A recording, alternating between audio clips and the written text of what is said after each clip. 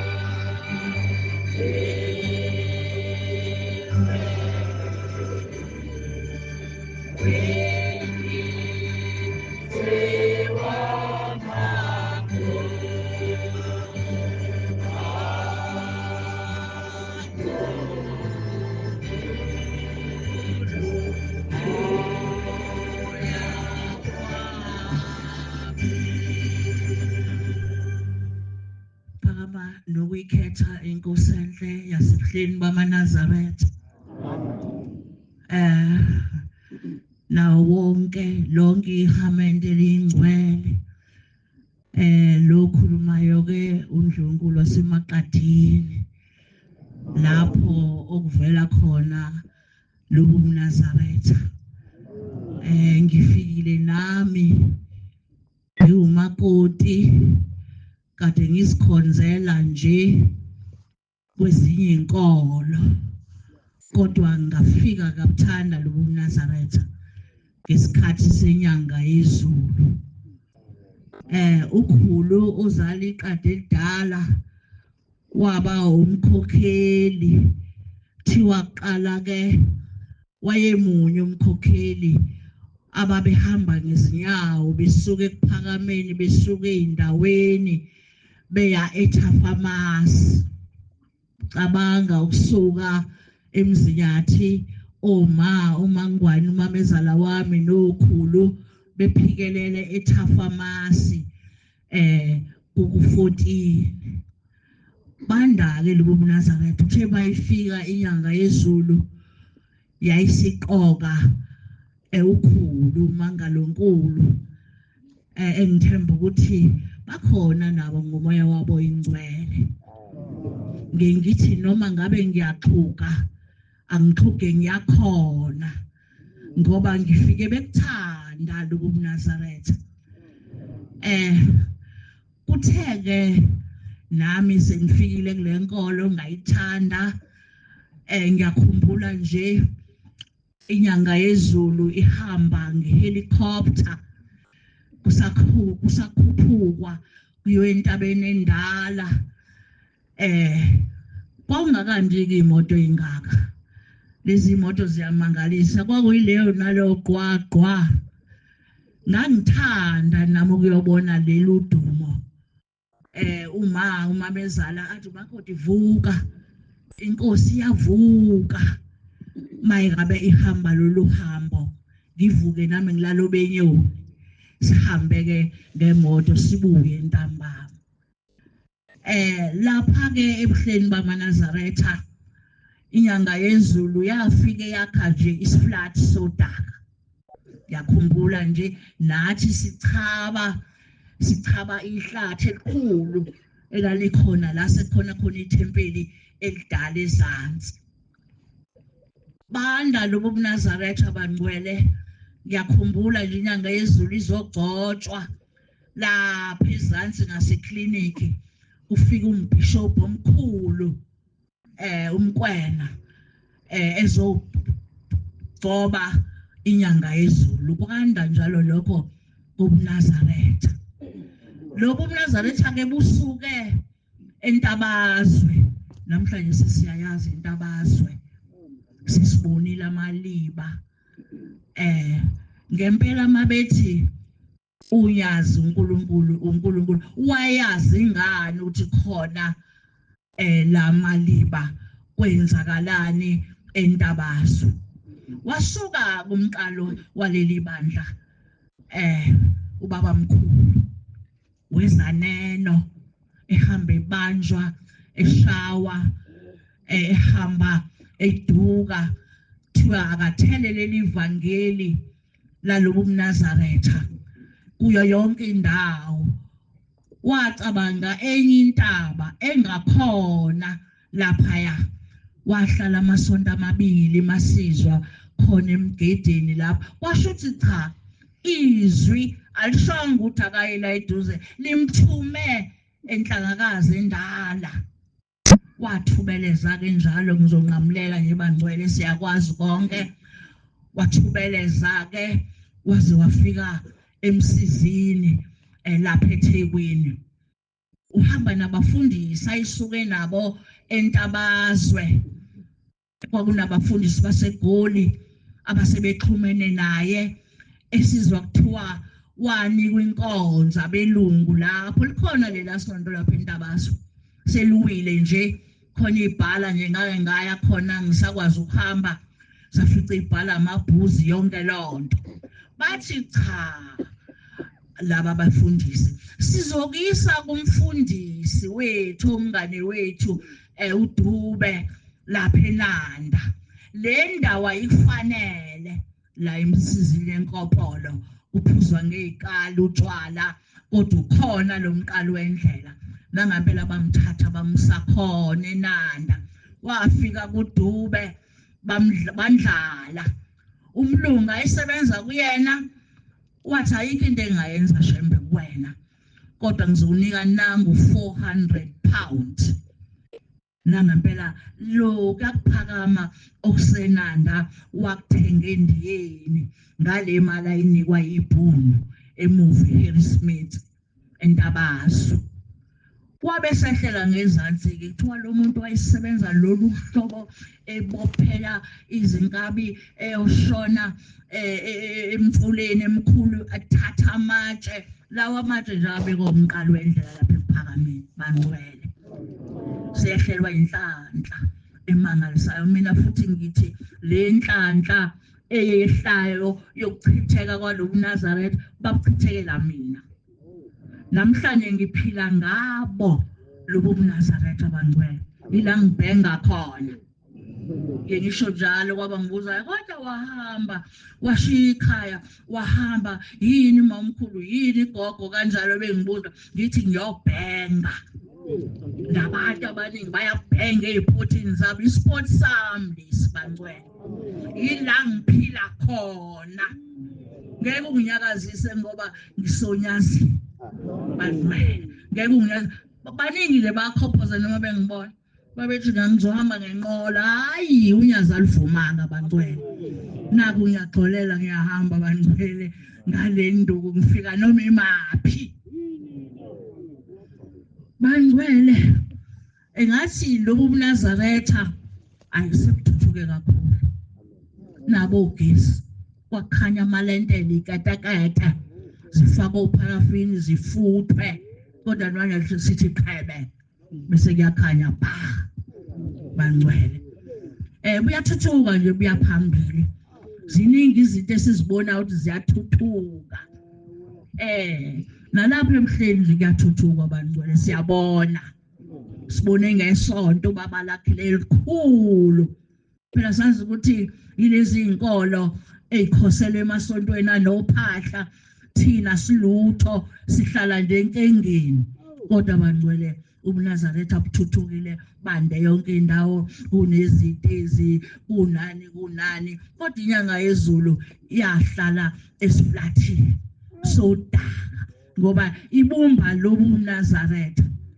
namhlanje hayi sibabaza konke sibabaza ubaba esimbonayo uyaqala ukuba kulobo buNazaretha inkosi yamaNazaretha ihambe kanye nathi phansi yaqala bangcwele yaqala ngqa kusho ukuthi kuyanda lobo buNazaretha bangcwele singaboni lobo buNazaretha asihambe kahle sicophelele singabuhliphizi lobo buNazaretha singasuka emakhaya ethu sithi sizohlohloloza inkosi yethu uyazizwa hamba kodluqatsi njengoba ngiligodla ebangcwele ngifike ngiliphukuze nakhona ebuhleni angihlale ebuhleni mina ngifike ngiphukuze uqansi lwami ngiligoqe mase ngithola izibusiso ngiphikelele emzini wamakhosi ngeke nje ngibone ukuthi hawu nangu uNdlunkulu uhleli usehlele ebuhleni ulindile ebuhleni ulindani ulinde isikhathi singakanani uthi isikhathi singakanani osilindayo usilinde ebuhleni ngoba kuthiwa uyagula mina ngaze ngaye ebuhleni ngayohlala ngoba ngithi ngiyagula ngiyakubaba nje anginike lokho anginika uVaselina ngiphindele ekhaya lamakhosi bangcwele sengathi singabonga sibongisise kakhulu siqhwebe nabanye mina ngiswele imlomo nje engayifutha kuze wonke umhlaba ukuthi woza uze kumaNazaretha uzwe lapho kuphilwa khona bangcwele kuyaphilwa la ekhaya kuyaphilwa njengoba size la ngizohamba senginomahluko nje mhlawumbe ngizohamba uthi senguliyekile nje bangcwele noma ivunguvungu phela zisivunguza emakhaya ethu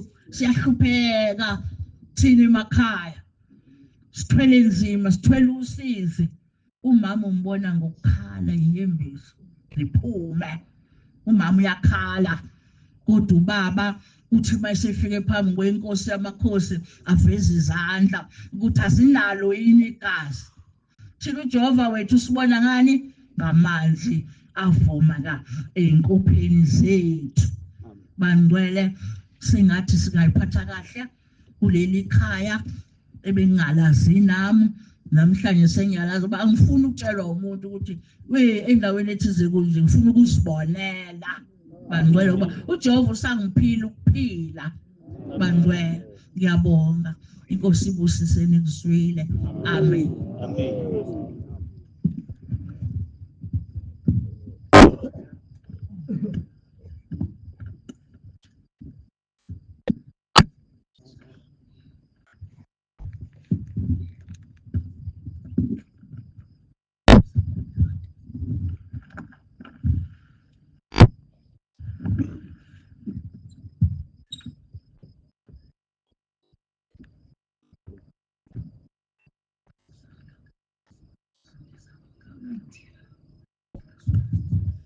Ngiyakhetha uNyazuzu.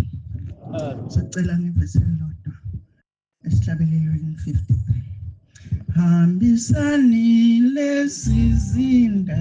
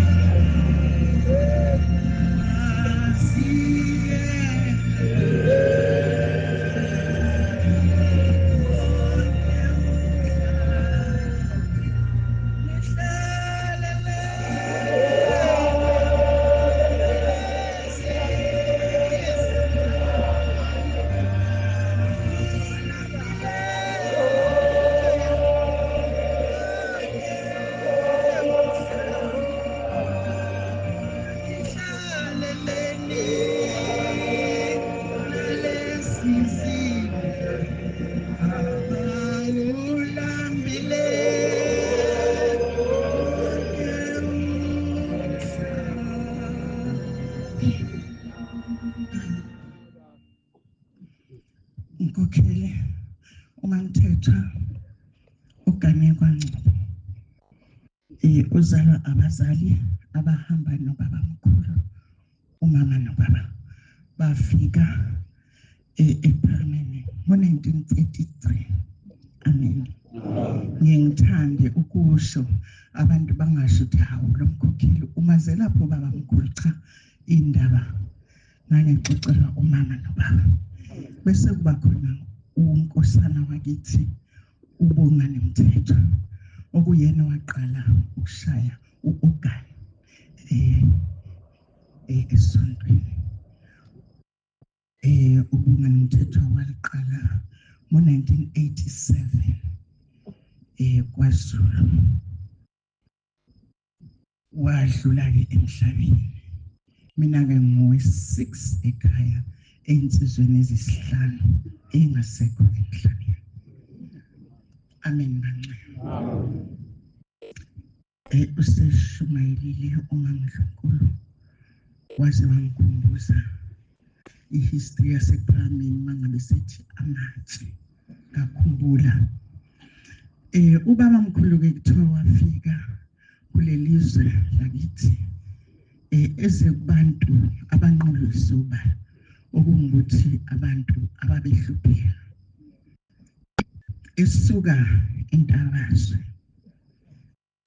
uthe mayifika-ke la eThekwini wafikela eMsizini. Wayesehamba-ke efuna intaba eNhlangazi, wadlula wayePharameni. ePharameni kwakukhona inkosazana uMtuma. Inkosazana yayihamba nobaba mkhulu iphethe ishumbu logume kababa mkhulu neshumbu lamanzi, izinto ezayidliwa ubaba mkhulu. Kuthiwa ubaba mkhulu wahamba-ke, nami ngizonqamukela, wayefuna le ntaba wayithola, waya phezu kwentaba yaseNhlangazi, lapho afika khona ahlala izinsuku elinde uNkulunkulu omthumile. Kuthiwa walinda-ke iy'nsuku ezama20 ehleli entabeni. Kuthiwa lapha entabeni kwafika yonke inhlobo yesilwane esihle esinjani, abavunulile abantu bathi thina siuNkulunkulu wakho. Aphike ubaba mkhulu athi cha, owamNkulunkulu ongithumile ngizombona mayesifikile. Kuthiwa wahlala ubaba mkhulu lapho elindile. Kwathi kulunye usuku wafika uNkulunkulu kababa mkhulu. Kuthiwa-ke kwalilizela amatshe nesihlahla, esefikile lo nkulunkulu okhona nanamhlanje, esiphila ngaye bangcwele. Wafika-ke uthe mayifika ubaba mkhulu phezu kwentaba yaseNhlangazi, wabe semukeliswa umphongolo wesivumelwano. Lezi ndaba ngixoxelwa ubaba. Amen. Uthe mayesewutholile-ke umphongolo wesivumelwano, uthi ubaba mkhulu wabona amadoda ayifake icoco. Ubaba kwayengitshela ukuthi isicoco into enjani. Ehlabelela la madoda, ngeke ngisahlabelela-ke mina. Ehlabelela isihlabelelo sithi ngidedela-ke. Wayesebona ukuthi nangu uNkulunkulu. Kuthiwa wabe sebona-ke nabantu abagqoke imNazaretha, amaNazaretha lawo asezulwini, ebonwa ubaba mkhulu. Uthi-ke unkosazana uMntungwa ngimbonile ePharameni. Uthi ngaleso sikhathi ubaba mkhulu kwehlela imbani yonke eyimbalabala njengoba izulu maliduma ehlela phezu kwekhanda lakhe. Uthi unkosazana uMntungwa wakhala ebona ukuthi hayi ubaba mkhulu ngeke aphile kule mbani emngaka ehlela ikhanda lakhe. Waphila ubaba mkhulu, wehla wajabula unkosazana uMntungwa embona ukuthi uyaphila ubaba mkhulu. Wehla-ke nalo mphongolo wayePharameni. Umphongolo wesivumelwano into efihliwe kakhulu, kangitshela ubaba wami. Uthe ngo-1948 inkosi Langalangalanga yawuthatha yawusa eThempelini ePharameni. Kuthiwa wawubanjwe insizwa noma abantu abasebancane abalako 18 years. Omunye wabo umfundisi uMede. Uthiwa babegqoke imNazaretha engasendla kwamadolo. Base begqoke iketi ezimnyama eyifike emaqakaleni. Bawubamba lo mphongolo bayibawubeka ethempelini. Omunye wabo uAtsa Nximayo. Bewu3 ngapha bewu3 ngapha bawubeka. Kuthiwa mathi mabewubeka bawubeka phezu kwestand. Kwakuyitrunk elide. Asazi ke phakathi kunobungcwele kaNkulunkulu. Amen. Indaba lezi engangixoxelwa baba wami. Base beyawubona ke ubaba u1940 sekuyisikhathi senkosi ilanga lamalanga. Ayike wathathwa wayofihlwa ke. Uyafihlwa uhlala noma yikuphi. Kusuka lapho ke ubaba mkhulu wabesa kha umuzi wasePhameni.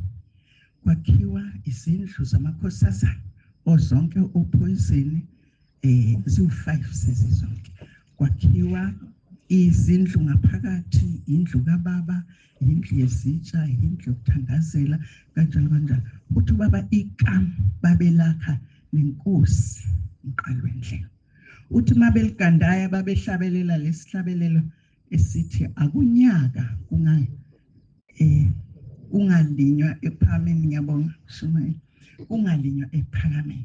Baligandaya ikam basebaqeda. Indaba engifuna ukudlula kuye engiphuzwa umama uNkulunkulu. Lapha ePhameni kunamatshe, kunezinkanyezi ezintathu.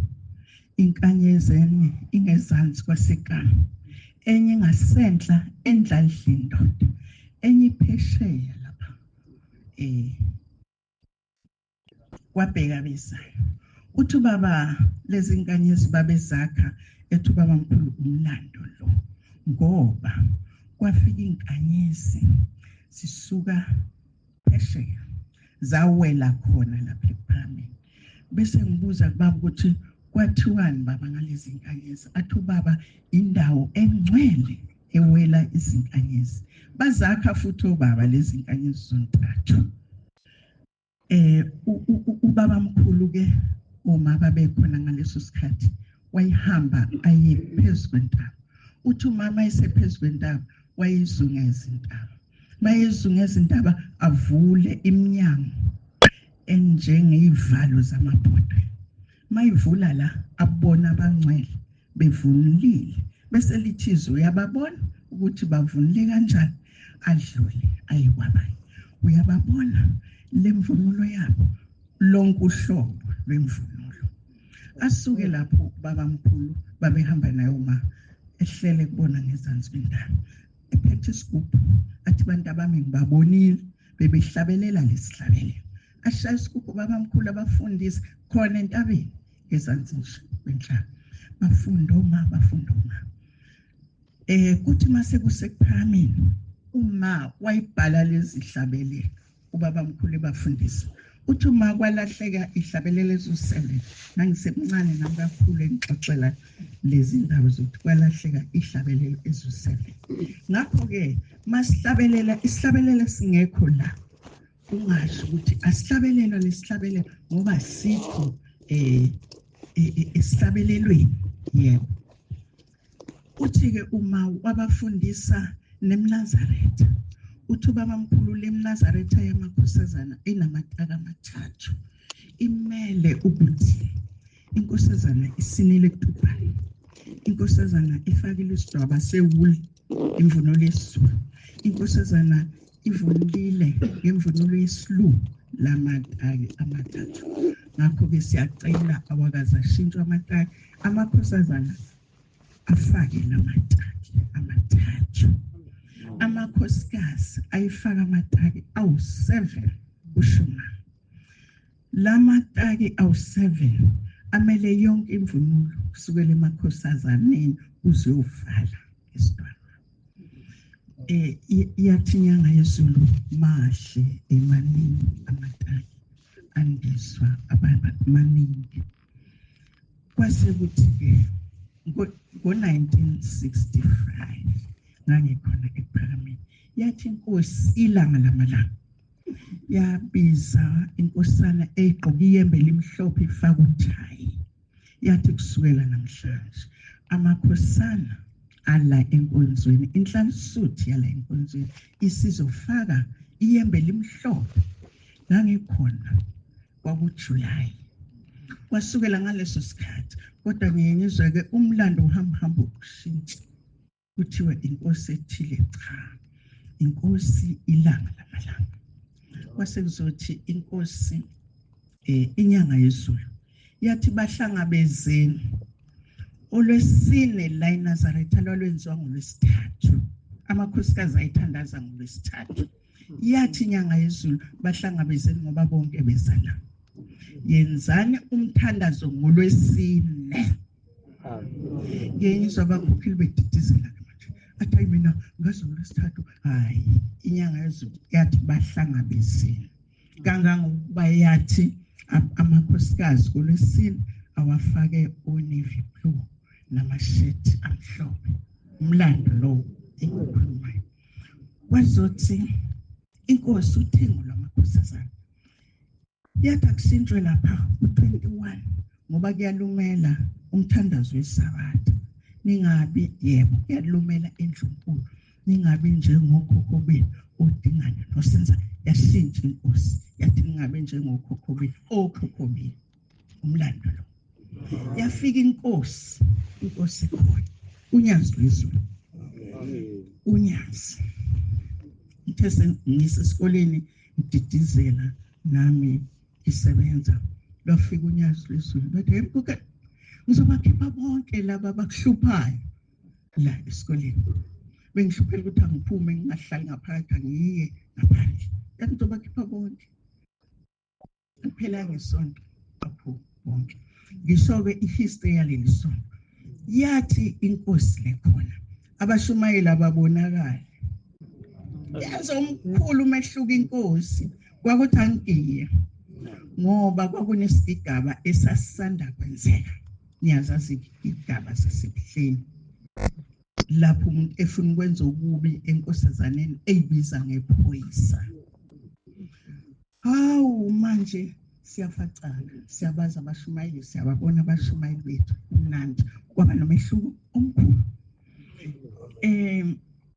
la emvunulweni inkosi yathi ikhuluma uthi uma laliphinki kwaphela ubuhlalo phinki kwasiwa blue no red wathi ikhulu livala le ndawo yenkosikazi akufuneki kuvele umqala wenkosikazi manje ikhulu silifakelele singalisondezi la okwakuthiwa silisondeze kuvaleka umqala wonke wenkosikazi siyadayela sinedayela wazothi uma unkosana angazi namhlanje amakhosana amashashangena awasini manje namakhosazana amancane thina sikhule sithi amashashangena bo kanye nabafana bo manje ekuhlangene kube ulayini walaba abafana abancane abangakahlukanisi amashashangena asine uphinde kusine ulayini wamashashangena amantombazana abakahlukanisi labo bantu base abantwana bese kuthi la imashashangeneni iwona asivulela ngomthandazo amen angazi noma bayibenakisise kubalekile ngoba abantu bayangena ngamandla abazi ukuthi kwenzakalani umthandazo uvulwa amashashangena aphinde futhi awuvale umthandazo owakwabheka bezayo amashashangena ngaso sonke isikhathi sivulelwa amashashangena abaleke kakhulu kule nkonzo amashashangena amen manje inhliziyo yami bebuhlungu mangibona ubaba behamba namashashangena eyosini amashashangena avunula asine ngo12 ngo2 ayaphumula behamba nalezi ingane ezincane beyosina nazo saseyibuye entambama ngingiphatha kabuhlungu ngoba ngumama saseyibuye entambama sebelambile abantwana bengasathandi lutho akufanele sibacindezele baphindele abantwana abancane babadonse ubaba bahambe nabo umhlangano banemkhosi yabo lemhlangano yabo abanbekelwa yona amen athi baba ngifuna lo mntwana akholwe umntwana omncane akakazi lutho nathi sasilandela nje uma sisiya amashishangeni idluleke lapho umashishangeni kade nginabakhokheli imithetho wayibeka babamkhulu afika namanye amakhosi aqhubeka emthethweni imithetho iyaxega kakhulu manje kakhulu kabi abakhokheli bangixoxela ukuthi kunenkosazana ethempelini ifika ihlanganiswe esigcawini nomyeni wayo lenkosazana bise iyakhulelwa izithola untwana ingakayi emzini ingakakhishwa kubo lenkosazana ibuye ihlale namakhosazana afake inansuku ezibuhlaza ngithi bakhokheli ngiyaqala nqa ukuzwa lokho angazi bathi kuyenzeka ngempela ngithi angekubike la ngoba ngaze ngibone ngiyaqala ukubona angiyaqala nqa ukubona ngesikhathi kababa mkhulu ubaba mkhulu nenkosi lehlezi esihlalweni ithi abantu abahlanganiswe ashesha hamba umuntu emzini ngaphela inyanga entathu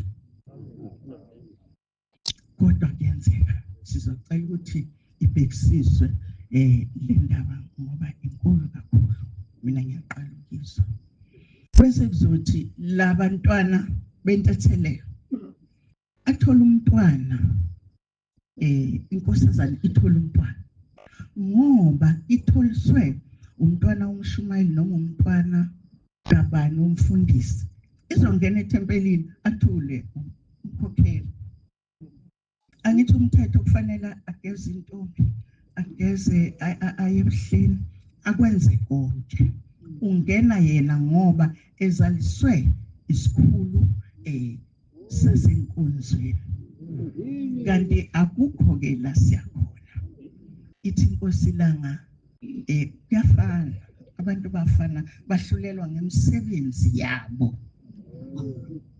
ngakho ke ngiyacela abaxoxa abaleli bandla bayilungisele indaba inkulu kakhulu siyafana abantu abafika bazofunda ukuthini kumina ngumkhokheli akangene lo engahlamlukile ngenze lutho ngoba uzaliswe umfana womfundisi ngakho ke bakhokheli fanele nibambe iqina ubaba ushilo wathi ufika inkosikazi iyazosho yathi ubaba mkhulu uthi imithetho iyaxeka ngakho ke asiqiniseni imithetho asisukumeni ngenyawo singabi nandaba sithunyiwe ukuthi asisebenze singabi namahloni ubaba wethu ngoba ufuna zonke izinto ziqonde amen ngibuye ke lapha phezu kwentaba uma sebebuya benza imvunulo laphela ubuhlalo uphinki kwafaka ubomvu nokublue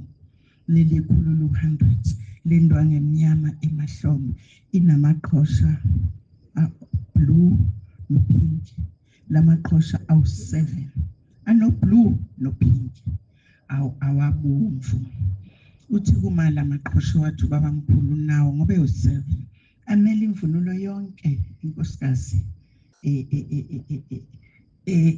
edlule kuyona kusukela intombi amen yona imnandi imithetho kodwa abantu bayajomba beza nabantwana abancane eKenani uthi uyakhuza ungikhokheli athi hayi hamba ubone esedokodweni ayikakwazi ngisho ukuhamba ingane encane ayiyi emhlanganweni nomthetho ngapha ngakithi siyasiqinisa isandla ayikho intethelelo esindayo ngapha kubaba insizwa ziyasina esikoshini zibe zintethelelo nayo yesilisa imithetho ngapha kubaba ingane ayihlawuli zabafana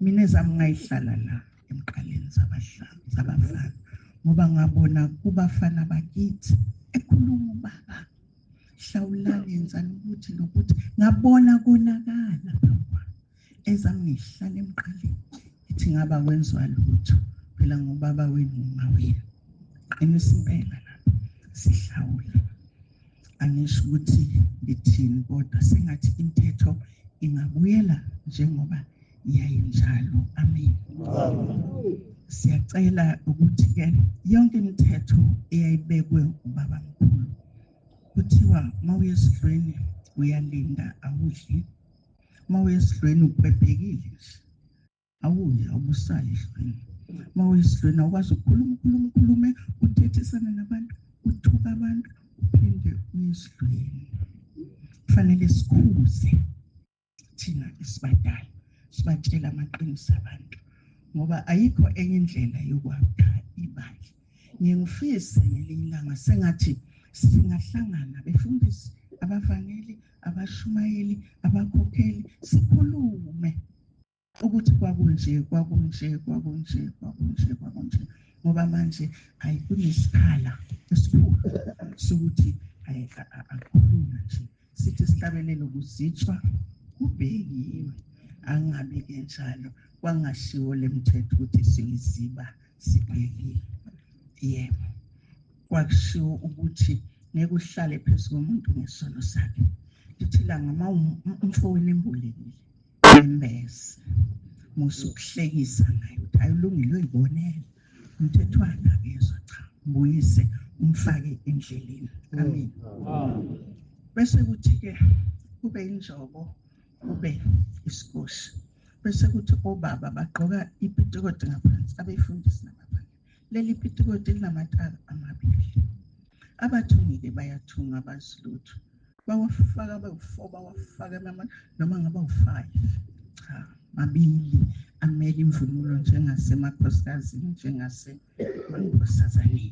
amen angizokwanda kakhulu bancela kodwa ngiyathanda ukudlula kule ndaba kababa mkhulu yokuthi iyeza impi esithathu ngeke ngisakhuluma ngayo bangitshela uma kwazi kwafika egcineni ukuthi iyoqala phi egcine phi baningi abantu emva kwami okufanele bafakaze inkosi kusine kuzile amen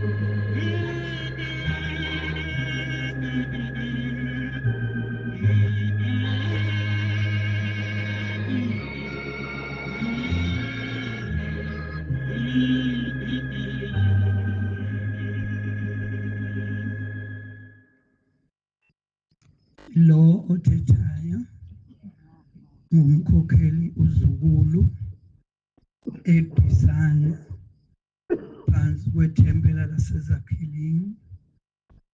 Ngicela lumkhetho uyazi lasezulwini. Amen. Andimi apha nithunyiwe bangcwele benkosi. Kwamandize eMbubhi ngizothetha. Ngixelela amaNazaretha izwe lonke ukuthi ufunani uThixo emntwini nasemanazaretheni makabonga uShembe.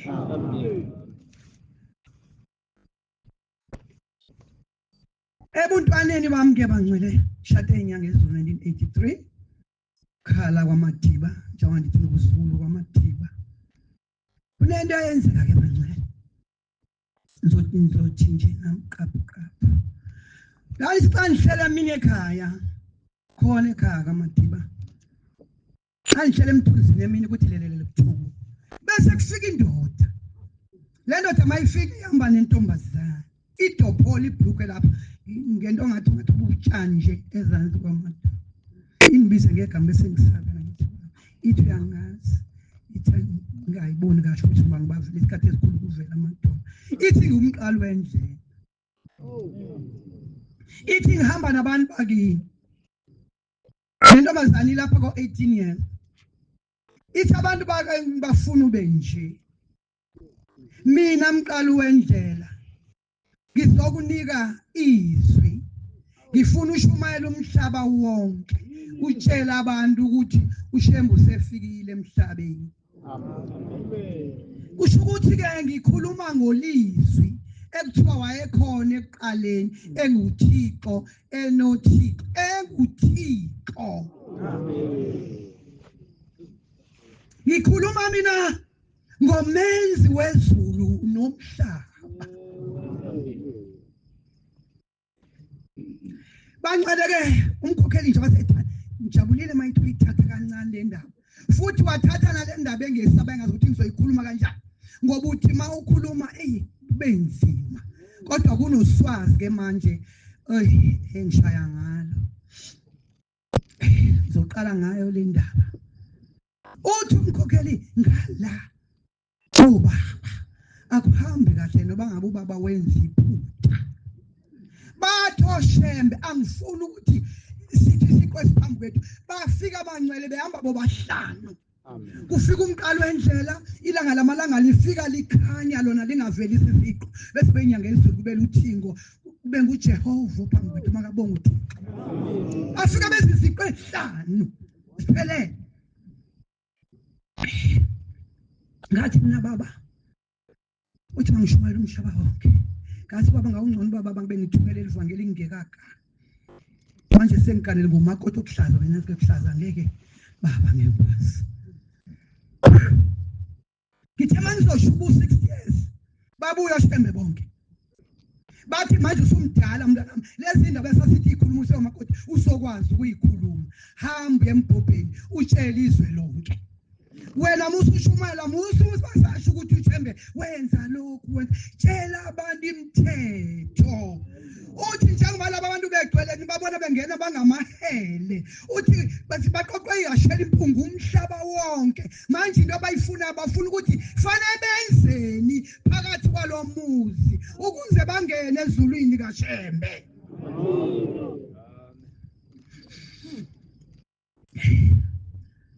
Ngithengele ilanga uNkulunkulu enginika umusa ngakhona kwale mphepheni ngathi ngathi indaba iningi iqithi. Wathi baba umqalo wendlela kufika atshele ufika atshele uthi phambi kwethu uthi phambi kwethu tshelo baba ukuthi laba njengoba besona imizi yabantu mabahlawule phela ngoba abantu abadala bayaphuma emzini yokhokho babo. Ngithandile nabo umkhokheli mayinamathisela ukuthi indaba babiyonaka ingane mabazi zimoshile banganaka abazali ukuthi emuva lapha kuboka ntombazana inkingi ikhona. Baphumile isidala wazalwa ngenxa yengane yakho eyayimosha ingane yomuntu. Na ingane yomuntu fanele njengoba imoshekile icela uxolo kubazali bayo ngoba ayilalelanga. Batho Jehova tshela amaNazaretha alungise u14 phama khoyisa ingane zabantu. Kukho abantu abathengwa o14 ngesikhathi kwakugqoka umNazaretha uthenga u14 uthenge konke. Asazi ke bangcwele ngoba lo 14 kuthi uyindaba ngale emfuleni wehuzo khuluma indaba. Mungawufakile ngomthetho. Ya highlighter njalo. Wathi uShembe mntanami hlabelela isihlabelo sika 13. Ngathi ngisathi wathi yeke mntana. Wabona ukuthi uShembe uyabona ukuthi ngela. Wathi yebo thina boShembe. Bancane kakhulu umntana abantu esabanika. Wathi lalela ukuthi uzosibani ngamandla akho. Ngathi ngisalalela yathi indaba. Mtetela ngene.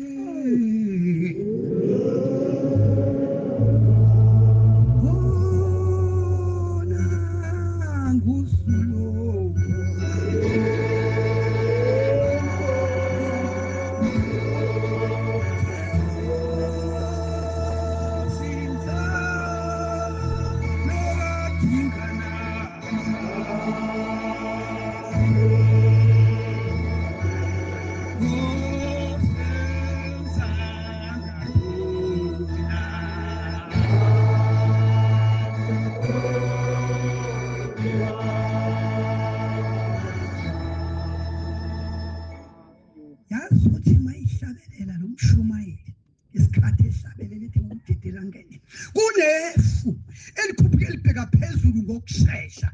Mangithi ngibuka phezulu izulu lavuleka. Mangithi ngibuka phezulu hayi amaNazaretha phezulu angasekho emhlabeni. Njengoba sesigijima mawungena umdadela kuyasiphansi kuya phezulu. Kunjalo phezulu. Ushembe mayisithi ungena umdedele lapha phansi naphezulu ezozeka like a winking of the eye. Yabo ukuphanyeza kweso konke kuyenzeka ezulwini kuyenzeka lapha. Ufisa amaNazaretha ingathi singahloniphana ngoba kasizazi impilo zabantu. UShembe baphe uzokwethelela umuntu kanti ususigama lakho encwadini yokuphila. Awumazi lo muntu ukuthi uphathisweni. Ngiyancenga amaNazaretha. Ujehova kaphathekile kahle umcimbi wotshwala. Utshwala noma uyaliphuza ungaliphuzi ngolwesihlanu kosakwisa angazi ke musiza uthena uShembe kumilathu unyazi baphuza mntanami bezala ebuhleni wathi sezulwini la yini maNazaretha uNkulunkulu esithandile wasinika uShembe kwathi wayisiqu sesihlanu angithi yasikhanda usikhandela ukuthi singene ezulwini lakhe.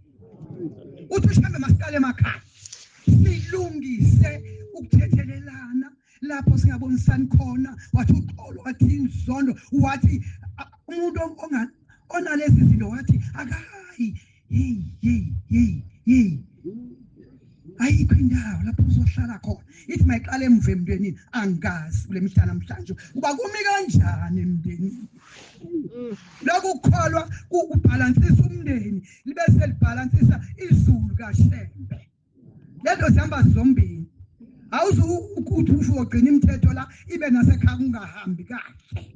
Kama silungisene emuva. Uthi qala impela kubafowenu ube sophumule bazalwa nini ucela uxolo lapho ningabonisani khona. Ngoba lizofika nilindene phambili. Ngikhulumile ngamafutha ngathi amafutha uthena uShembe izifo lezi engelaphe sidalwa ucooking oil. What is one nasi smelling? Amafutha cooking oil uShembe uthi masifuna ukuphila sihlukane nawo. Laba Shembe ke ngaliza kwethu bathi seze emakhosini abajabula amakhosi bebengaboni phambi kwabo. Nami ngiyacela mangimi phambi kwakho Jehova wemkhosi. Njengoba umthumela amakhosini aseBhizana athi akakwazi ukuhlala phambi kwakhe evusa igazi azinhlobo zonke zokunceda akazibona ingane zawo ekufanele ukuthi izwageze enzele bazihlale kahle ezulwini lakho. Ingakho besebenzisa mina Thixo mntana singelinye ilanga uShembe wasezulwini ozikho esihlanu azanyathele naseBhizana kulamakhosi. Sithe ngomhla ka6 siphuma la kuJuly. Ngixoxa ngale ndaba yamakhosi. asengithi mangicela nondaba esitha wathi hambani ihambe emuva afika kungalela afika kumvangela uke bonke nje abagcosha bangakithi ngasho ukuthi kuthweni ngomhla ka-6 sesiyodibana nabo ke edolophini saxoxa nabo laba sibancenga ukuthi hayi niyafunwa ezulwini abahlangabezeki maNazaretha cela usemba kenze sibe munye siwahlangabeza amakhosi sesiwagijimile nenyanga yezulu nyanga ezilo ngigijimile nayo yathi mntana mjoba ngikuthuma akekho umuntu ozokhuluma le ndaba wena yesakhe inyanga yezulu mhlawumbe sigijima nayo yayifaka umjivo obovu igijima phansi komhlaba ngathi ihamba kujantshi wesitimela mina ngihamba ngaphezulu ithi siqoqa amakhosi saze sahamba sofika lapho ngathi mangigijima khona ngafika ezibayeni lapho umgquba khona ngathi uzoma lezo kwamadoda ngathi baba ngikuphi wathi usezibayeni zompande lodingana wathi yabona mntana lapho izimpi zakwaZulu asiphelele khona ingakho ngathi iqunde elibovu wasethi ha kunen yazi lengubo kuthiwa masingahlali phezu kwayo eyasezulwini bangcwele masingahlali ngempela phezu kwayo ngoba sazi ukuthi abanikazi bayo manje ngiyabuka phezulu njengoba ushembe ihamba phansi komhlaba kukhona abathi leli gama makalingalikhulumi asifune amakhosi ayakushembe thina kube sekukhamba irola phezulu egijimayo eyindwangu emhlophe ngesikhathi nikhathele khona athi mntana masiphumule aqhamuke phansi komhlaba athi mayiqhamuka ingayifakile isigqoko lesi esimnyama wathi mayiqhamuka ikhanda lakhe lilayite umhlaba wonke ibe siyisuka le rola phezulu bisingibhoza sihlale phansi phumule amathi qelele njengepulpit amagida aza aba-4 lelesine ilapha ngafika khona ezibayeni lapho wafika ngikhombisa khona wathi uyababona laba abantu baxosha ngasemva kwakukhona abantu babenqwase njengamasiyasibabone amapristi laba babe kuJesu laba nqonza umprofeti omkhulu wathi laba abapristi ababehamba noJesu mntana wathi izitha zikaJesu zisekhona noshembe balekwa zizitha ezazileqa uJesu ngathi ngisabuka ukuba bengikhombisa kwakhona itolo ngibona itolo ngabona khona umuntu otholwayo wazoma phansi siphumule leso sikhathi manje phumula phambi uyawa lo muntu phambi kwami wasengena emfuleni lo mfula ubhethe igazi into mayingena emfuleni iyadliwa ngathi ukhona ingwenya kulo mfula mkhulu ngendlela emangalisayo ufikile ushembe ngomhla ka-22 wathi mntana msowutshela lo mfula mshanikazeli sasiqoqa amakhosi izwe lonke ukuthi income yilapho-ke amakhosi amanye aphelela khona washo ukuthi amakhosi akwaZulu makahambe ageze omphande nodingana izimpi abafele impini umuntu wasezulwini eyinkosi yami lasuku unyazi njengoba lijwayele ukuthi lungithathele ungigijimisa phakathi kwamaNazaretha lathi woza mntanami mhla ka-22 July u-Agasti njengoba siphuma kuJulayi lo ka-2024 lathi woza mntanami sahamba sathi abangayilandela kancane unyazi lwasesingalilandela kancane yabona lapha bekudiliswe khona amadokodo lapha kobaba masifika lapho ngibona amaqoqo amadoda anga7 8 10 amaqoqo abheke phezulu hawu wathi baba mntanami wathi ababona la madoda ahlangene ngamakhanda ngasi baba wathi sozayeka ukuhlangana ngamakhanda sozayeka futhi kenzeni wenze lutho wathi wozala ngisho unyazi lona hlezi esihlolweni bangcwele lathi wozala sahamba nonyazi sadlula lapha kobaba sathi masikuqala wendlela wathi uyabona mntanami umuzi wasebuhleni ukuthi sowungcole kanjani suyigazi sebewuthele ngegazi kungathi kuhlikihliwe lapho kwabankulu ngazi noma kwakushaya umuntu ungathi bayidonswa phansi kube sekuyophuma ezansi ngendlela kuthi chapha laze layophuma wathi uyabona ukuthi umuzi wasebuhleni sowungcole kanjani wathi kodwa ifanele utshele wona amaNazaretha njengoba sithetshela izwe lonke makahamba amaNazaretha avala inxeba likaJesu esiphambanweni ngoba thina boThembe sasikhona lenxeba likuthina wathi ke kasayeka amabhunga ngoba babephunga ukuthi yikho lokho besephunga thina boshembe. Solivala nini lengceba elinzima kangaka bangcwele thema ngizoyikhuluma lezi ndaba ngoba ngifaka ithekho umunwe wasezulwini kodwa into engesabayo ukhuluma unyazi lasezulwini ungikhomisile into engeyiqede bangcwele abesethi umqalo wendlela mntanami lezi zinto oyithunywa unyazi uzowatshela yini amaNazaretha ngibe sengithi baba mqalo wendlela bombela ngizowatshela athi sizomane sihamba ke mntanami sibuya sizokutshela ukuthi tshela amaNazaretha ukuthi makahambe kanjani enze kanjani. Nginovalo ke bangcwele ngoba makufika abantu basezulwini akulaleka kudleke uvalo lipheka phezulu kodwa ngeke ngizame ukuya kushembe ngikubuye lokho ukuthi uyahambe emphophela uthumiwe wena uthi tshela amaNazaretha.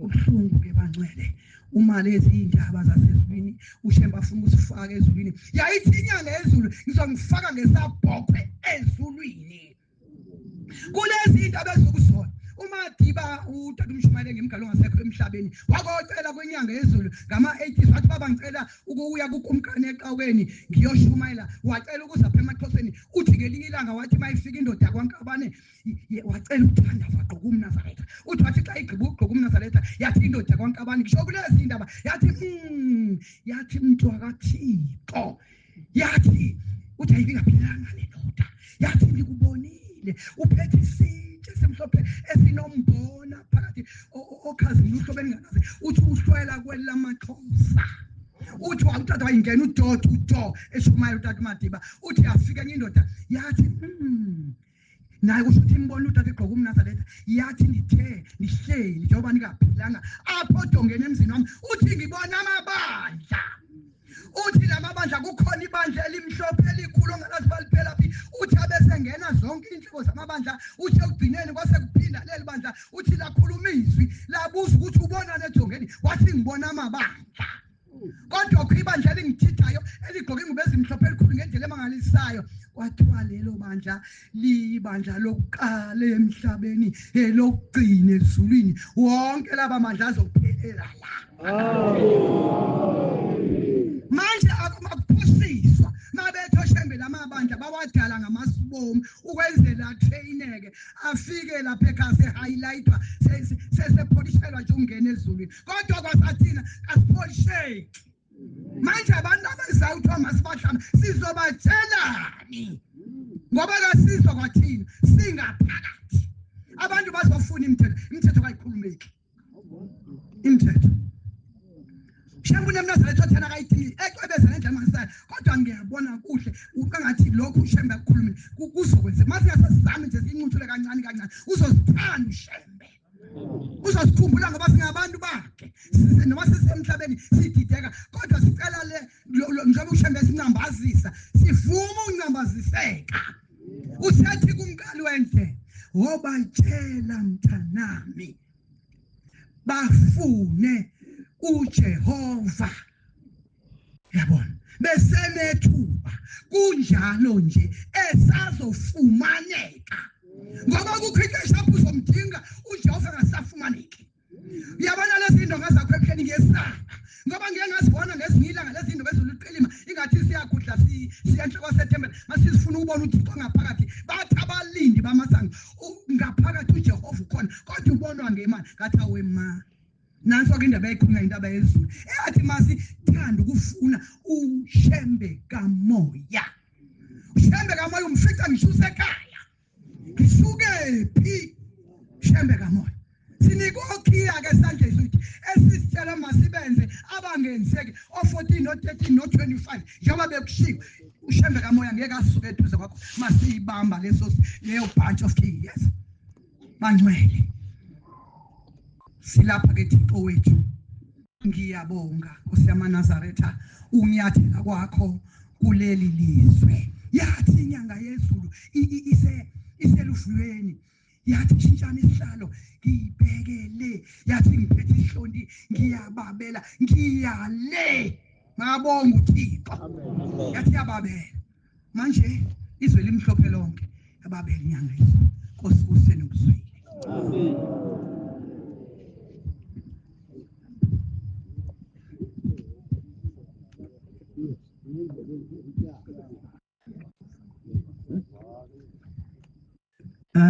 Abajazwa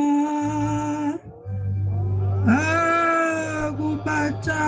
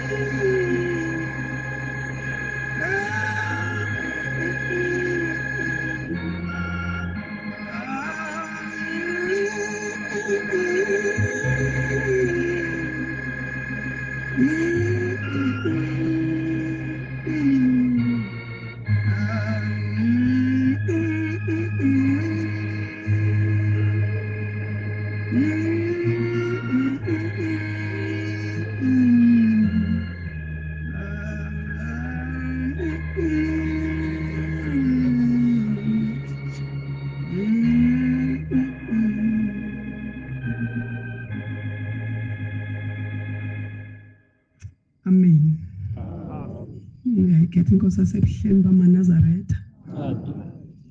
Lokuguqileyo uMazulu umkhokheli umjule. Amen. Entabeni zasentabankulu. Ngikuqala ukubabaza inkosi yamakhosi ubukhulu bakho nobubanzi bakho obenzileyo ngokusikhumbula apha eEastern Cape andibandlulile. Kodwa ndiyakhumbula ndiphakama emzini waseThathana ndithi inkosi yasebuhleni bamaNazaretha ngicela usikhumbule eEastern Cape ukhumbule imizi yakho watsho wasikhumbula inkosi yasebuhleni bamaNazaretha apha eThabane. Silapha ke inkosi yamakhosi sizobabaza sicela amakhosi alelo thulu lomhlaba nemindeni yethu yonke elelethulweni lomhlaba nabagcotshwa balapha eEastern Cape ndiyacinga binoba bayajabula ngokubukho bakho kule ndawo. Amen. Andizothetha kakhulu okanye ngizokhuluma kakhulu kodwa ngizokubabaza Shembo engcwele into enhle wasenzela yona kulwamzwa komjoli usemzini eNkandla kumfundisi uGumede.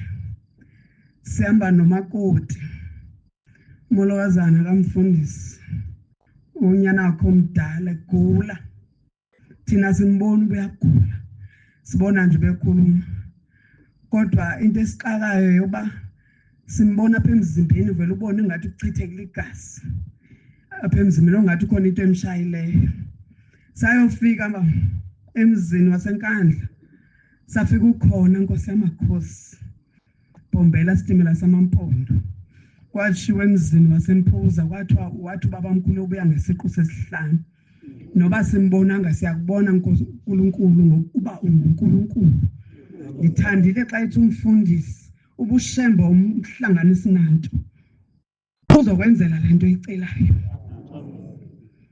safika amaNazaretha sisukile ekhaya ngisazi isikhathi sasuka ngaso kodwa nje ubushemba wasithwala imoto driver ngumshumayeli umjolo unyana kamfundisi sayofika emzini wasenkandla kwangolwesibini ithi Nkosi yamakhosi uma kodwa ukhohlwa ukuyofika lapha akakwazi ukuhamba akahluphethe icrashes uthi kuye lo abike umshumayeli uyagula baba athi hawu ngiyambona imphindisa esibhedlela hambisene esibhedlela besethi hawu ingathi kukude lani thini yakhona ePortedwathi nithi kukude emagate angathi kukude bebe yini bese ngithi nje noba nemsala eThekwini aphinda athi kwayena ingase ngathola odokotela weNazaretha Nkosi yamakhosi nizobabaza nizobonga sathi sifike emagate wabe khona udokotela weNazaretha owazamayo engasebenzi yedwa sekuphethe wena Shembo ingcwele ngoba uNkulunkulu ngudokotela wodokotela hey maNazaretha uShembo uNkulunkulu umakoti noba ngamsalele esibhedlela kodwa nje into wayinayo wathi efika kwabe kuthi ayikho into engasebenzi zonke izinto nje zakhe zifile wena zinto wena sibindi hey Shembe Nkosi yamakhosi asazi singakubabaza manje ngithi nje kungani na singalibabaza eligama lonyasi ndithi Nkosi yasebuhleni mama Nazaretha sikhumbule esikhathe egula bayagula kanti nomvangeli uyagula ngijabulile Nkosi yamakhosi ndiyabonga ngoba ndivile Shemba sezulwini ngesabathu umhlabelelisa ndathi uyaphila ke namhlanje bhuti siyacela Nkosi yamakhosi sikhumbule kulamzo kwamjoli izinto azihambi kahle kodwa ngoba seniguqe lapha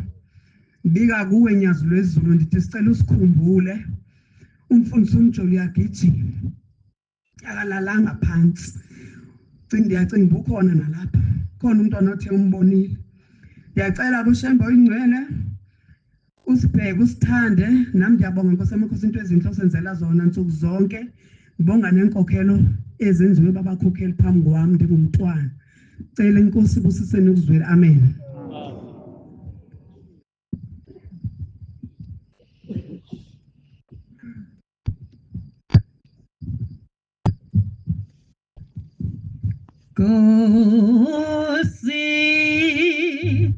Kosi nami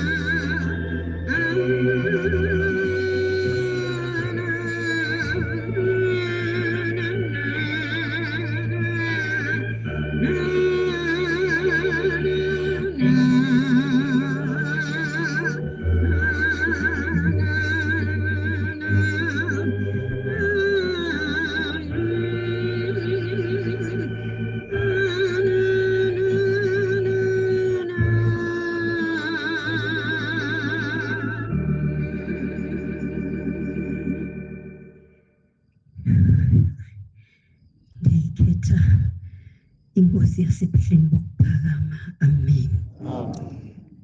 Bantwana basezulwini lo okuqele umkhokheli uMafani Ntombi yaseMandandi ngudlomo lokusobhijo uyemyemo ngubengcuka uvela ubambhensela amaqaba kadliwa adliwa sibhoko ngenxa yokunyaluka. Amen.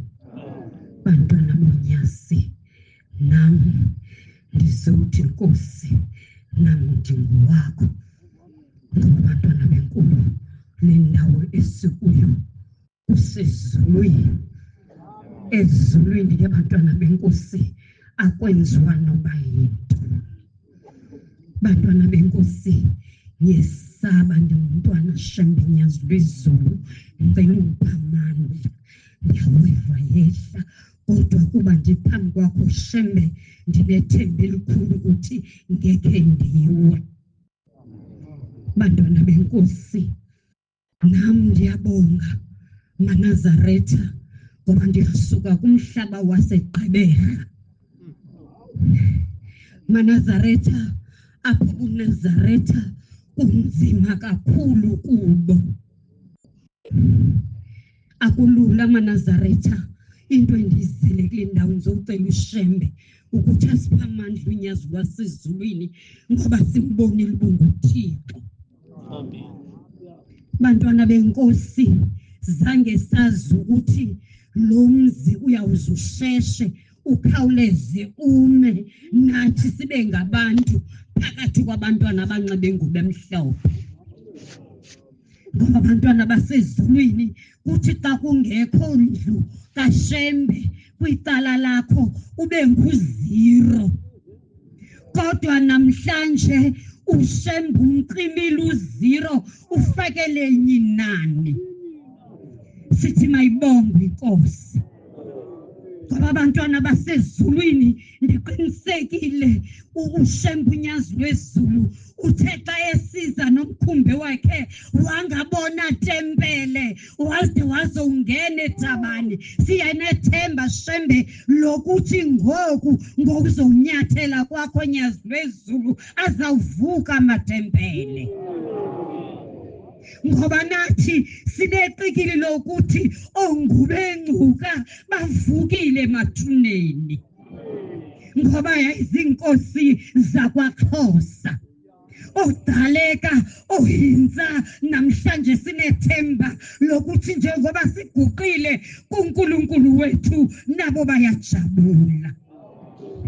Bantwana benkosi, njengoba ndiguqe kule ndawo ndisithi Shembe nami ndingowakho, ndimbonile maNazaretha ngoba le milenze endiguqe ngawo yophahlazeka yophuka maNazaretha, ndahamba ngenqola kodwa ndalibiza ugagane ndathi Shembe mkhumbule ngoba le nkonzo ayaziwe ekhaya, iyawuthi kuze yaziwe bandibone ngokuguqa phambi kwakho. Ngoba maNazaretha uShembe uyasithanda, sathandwa ngubhombela maNazaretha ekuhluphekele obubuNazaretha. Ndibe nepicture abantwana basezulwini xa kuthi uShembe wayelila engafuni ukushiya amakhosikazi akhe, engafuni ukushiya abantwana bakhe, kodwa wangcamela. Namhlanje siguqe kule ndawo siso-celebrate 115 years, kodwa kwakuhlutshekiwe kuqala. Sesingayilibali loo nto maNazaretha. Ngoba abantwana basezulwini kwakungekho lula kubhombela. Sibonge bantwana basezulwini ngoba nathi kwela Gqeberha njengoba nasalifumana nje le ngubo, kwafika inkosi inyanga yezulu, yafikela kwamfundisa uPlatyi, satsho sabubona ubuNazaretha. Ngoba abantwana benkosi, ngathi xa ndingena kule ngubo maNazaretha, umama onzalayo wayena 82 years, wathi xa ibona kum le nkonzo wathi mntana mandiyazi. Ndithi mama uShembe kuthiwa wafikele emathodlana, uthi mntana mandiyazi. Kodwa umama utshonesela 86 years, semthanda uShembe, athi noba ndibheke emhlanganweni athi mncede umphathele ikhalenda. Wayephila ngayo maNazaretha ingcwele, wayesebambelela kuyo le khalenda, athi mntanam xa bendimbone ndimtsha nam ngendiliNazaretha namhlanje, ndiyacela nyazi lwezulu khumbula intombi yasemahlokweni. Khulusu malilela, ndiyacela Nkosi bakhumbule Shembe. maNazaretha mahle, size ngenjabulo ngoba kuShembe nathi sizawutsho xa sisethetha sithi uShembe unayo indawo esizweni sakuthi. Bantwana benkosi, andizuba mde, ndizobonisa umuntu uShembe inhliziyo zamaXhosa ukuthi zivuya kangakanani namhlanje ngobukho bakho kule ndawo. Shembe oyingcwele, siyacela Nkosi yezulu nomhlaba uzungasishiyi. Uzuzame Shembe noba uyasibona siyaphasalaka singabagcotywa, kodwa Shembe uzuzame usiqokelele ngoba singabakho. Shembe oyingcwele, siyakuthanda nyazi lwezulu ngoba kakho omnye uNkulunkulu esingamkhonza ngaphandle kwakho. Sibabonile Shembe abefundisi bendawo benxiba okhipha amabhoboza, kodwa Shembe wena unguNkulunkulu ukhipha amabhoboza kumnxibi ngoba unguwasezulwini. Bantwana bonyazi, nangu Shembe phambi kwethu. Kukho indawo kuYohane 14 verse 14 ithi ukubutha wacela noba yintoni ngegama mna ndoyenza. Masiceleni maNazaretha, nangumnikazi wabantu ngoba unguNkulunkulu ezulwini, unguNkulunkulu nasemhlabeni. Akakho omnye uShembe esakumkhonza ngaphandle konyazi lwezulu. Ngoba abantwana benkosi, uShembe maNazaretha ubhombela isitimela samaMpondo, umlomo ongakhuluma imanga. Kuthiwa maNazaretha waprofetha wathi ndawubuya ndisisiqu sesihlanu, namhlanje nasi phambi kwethu ligijima wonke umhlaba. Bantwana benkosi, nalo unyazi lwezulu asisithatheleni kuye ngoba kakho omnye uNkulunkulu.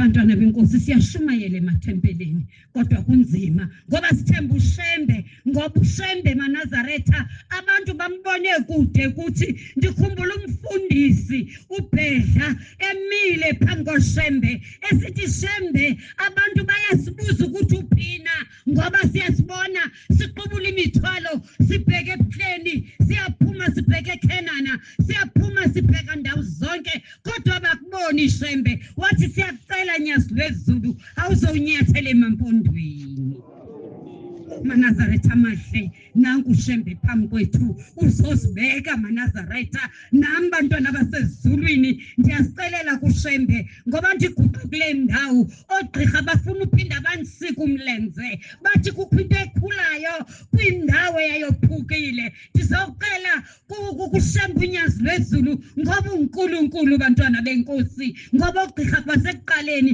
babethenge bengiphinde ngikwazi uhamba kodwa namhlanje ndiguqile ngoba inye into endayicelayo kuShembe ndathi Shembe nyazi lwezulu ndathi ndiyacela Nkosi yamakhosi xa kufundwa kumthandazo wesabatha kusabandlelihle elihloniphekileyo kamenzi wezulu nomhlaba masiguqisa ndizathi Shembe mina ndizawuthini ngoba ogqirha bandihlelise phansi ndithi ngicela uninike i-second chance nangoku Nazaretha ndiguqile phambi komnikazi wabantu ndisisubunqina bobuShembe uNkulunkulu Nazaretha asamngabazayo andazi bantwana basezulwini ngoba abantwana benkosi ukuphikizana nokuphoxisana masikuyekeni sijonge onyazini lwezulu ngoba akekho omnye uNkulunkulu Nazaretha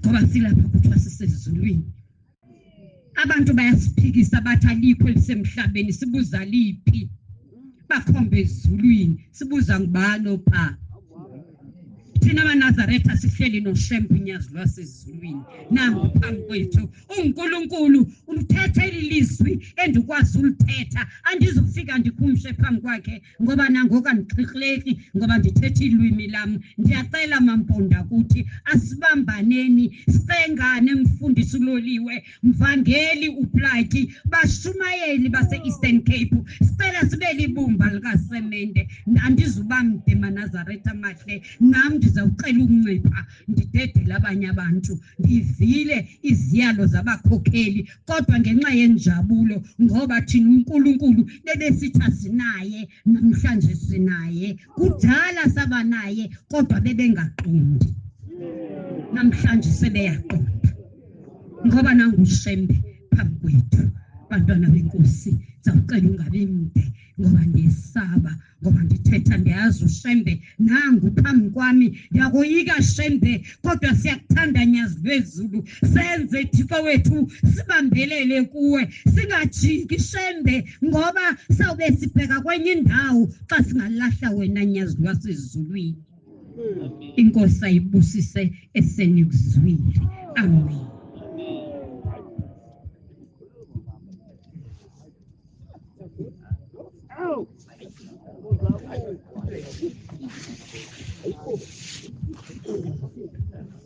Ambisani lesinda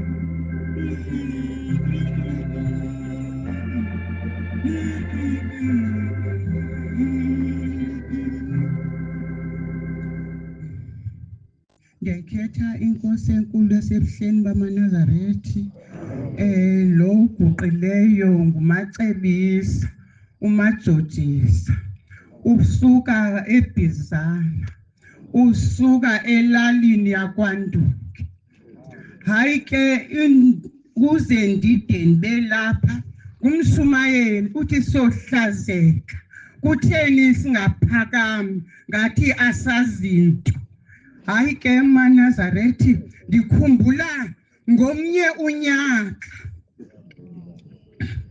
ndiphuma enkonzweni yomama kusemini ndifike ndilale ecankweni kwehle ubuthoko ndibe sendikhwaza umntwana ndithi khonithathele into eselwayo ndihlale ke ndihlale kude bendiphakame ndenze yonke into endingayenza kuthi xa ngaba kubizobetha ixesha lokuthandaza ndithi ke mna ke kubani owendlalayo ndibuza kubazukulu aphakame umzukulu athi ndim hayi ke bese ndiyaphuma ndiya endlini ndifike ndithathe isikhwama sami ebendingaso enkonzweni xa ndiphuma nje ndisemnyango aqhamuka umuntu ehahazela ehamba phezulu go umakhwenkwe udle ipoison hayi